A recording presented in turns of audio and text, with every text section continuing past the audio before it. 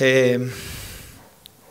yo creo que el tema del abolicionismo, sobre la abolición de la prisión preventiva es interesante si lo entendemos como el comienzo de una discusión más que como el comienzo de una posibilidad de reforma. Me remite un poco a los argumentos que vamos a tratar acá, al viejo debate entre abolicionistas y minimalistas en el derecho penal en general, porque en definitiva vamos a estar debatiendo sobre si es posible esa abolición sin caer en algo peor, por decirlo así. Por lo menos esta va a ser mi advertencia, digamos. Y debe leerse, tal vez, este debate que viene a continuación, y seguramente esperaré las respuestas, debe leerse un poco como empezar a hacer concretos esos debates filosóficos generales entre abolicionismo y reduccionismo. Claramente yo he plantado al final, en la segunda opción. Me gustaría empezar un poco con unos golpes bajos,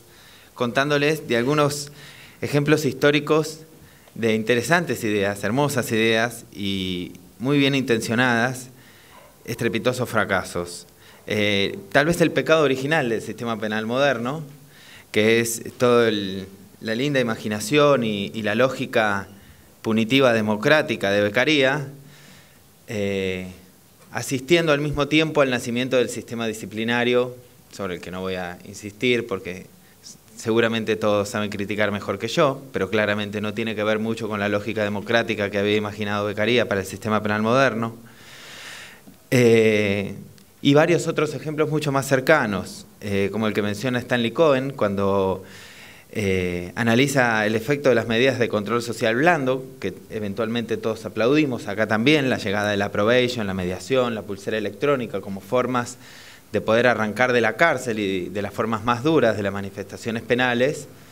en favor de algunas más humanas, con el efecto contraproducente de que no logró reducir ninguna de las formas duras de control social y sumó a ellas otras formas de control social blando, expandiendo las redes del sistema penal en lugar de reducirlas. Otro caso interesante lo cuenta Philly, el mismo criminólogo que mencionó Sebas antes, con los casos de cuando habla de la historia de la justicia, de cómo apareció la justicia actuarial, cuando ciertos perfiles sociales que hablaban que utilizaban a favor para pedir en Estados Unidos una fianza, digamos en términos nuestros sería una libertad sin fianza económica, sin caución económica, utilizaban a favor ciertos perfiles sociales como la permanencia en el barrio, el no consumo de drogas, fueron exactamente utilizados unos pocos años después en el marco de la guerra para las drogas, justamente para identificar perfiles peligrosos, el no tener empleo, el no tener un lugar fijo en el barrio, y en base al perfil peligroso determinar la no libertad bajo ningún tipo de fianza de las mismas, digamos, de las personas opuestas a las que antes se había utilizado esta misma lógica, pero a favor. Y unos ejemplos aún más cercanos, como esta batalla aún no concluida de muchos sectores muy progresistas por transformar el viejo sistema tutelar de menores en un sistema penal juvenil sancionatorio, y la advertencia que nos llega de muchos lugares que sí han logrado esa transformación tan humanista y progresista, en que se ha reconvertido ese mismo sistema penal en una especie de sistema penal en la avanzada del derecho penal del enemigo, en un sistema penal sancionatorio que a veces se ha vuelto incluso más cruel que el de los adultos, tal como el caso de España, pero además que advierte altas tasas de encarcelamiento, como ha pasado en algunos otros países acá en Latinoamérica. Otro